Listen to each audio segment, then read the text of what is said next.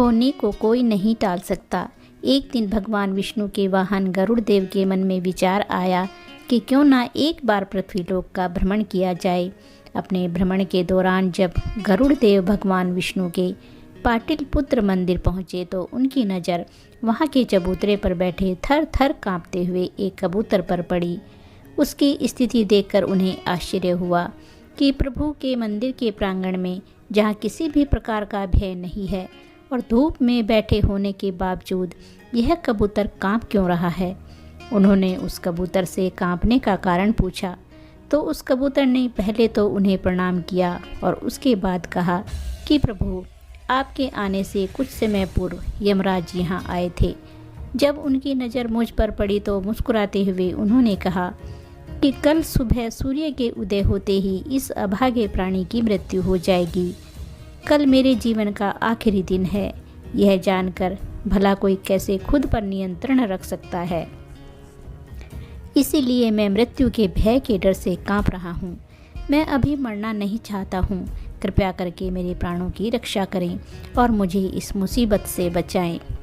उस कबूतर की विनती सुनकर उन्हें उसके ऊपर दया आ गई। साथ ही उनके मन में यह विचार भी आया कि क्यों न यमराज को चुनौती दी जाए। उन्होंने कबूतर को अपने विशाल पंजों में दबाया और मंदिर के प्रांगण से दूर एक सुरक्षित गुफा में पहुंचा दिया। मलयगंध पर्वत पर स्थित गुफा को सुरक्षित बनाकर गरुड़ देव वहाँ से उड़ चले। वहाँ से उन्होंने सीधा यमराज की नगरी यमलोक की ओर उड़ान भरी। कबूतर के प्राणों की रक्षा करने की अपनी सफलता के बारे में यमराज को बताने की उत्सुकता उनके मन में थी। वह यमराज को यह बताना चाह रहे थे कि उन्होंने कबूतर के प्राणों की रक्षा करके उनकी योजना को विफल कर दिया है। जब यमराज को पता चला कि गरुड़ देव स्वयं यमलोक पधारे हैं तो उन्होंने उनका उचित आदर सत्कार करके आसन पर बिठाया और यमलोक आने का उद्देश्य पूछा। तब गरुड़ देव ने बड़े शान से उन्हें बताया कि आज जिस कबूतर की मृत्यु होने वाली थी उन्होंने उसे बचा लिया है। उनकी बात सुनकर यमराज मुस्कुराए और चित्रगुप्त से उस कबूतर के बारे में पूछा।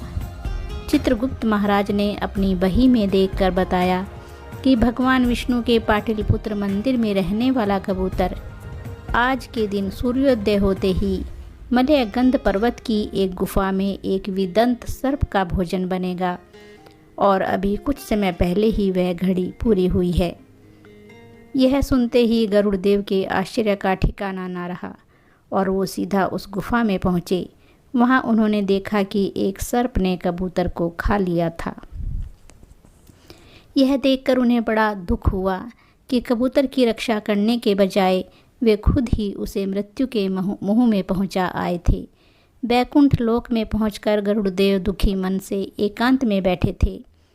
तब भगवान विष्णु ने उनकी व्यथा समझकर उन्हें समझाया कि जन्म के समय ही मृत्यु भी निश्चित हो जाती है और विधि का विधान कोई नहीं टाल सकता। दोस्तों, कहानी पसंद आई है तो लाइक और शेयर कीजिए और चैनल को सब्सक्राइब कीजिए और ऐसी ही कहानियाँ सुनने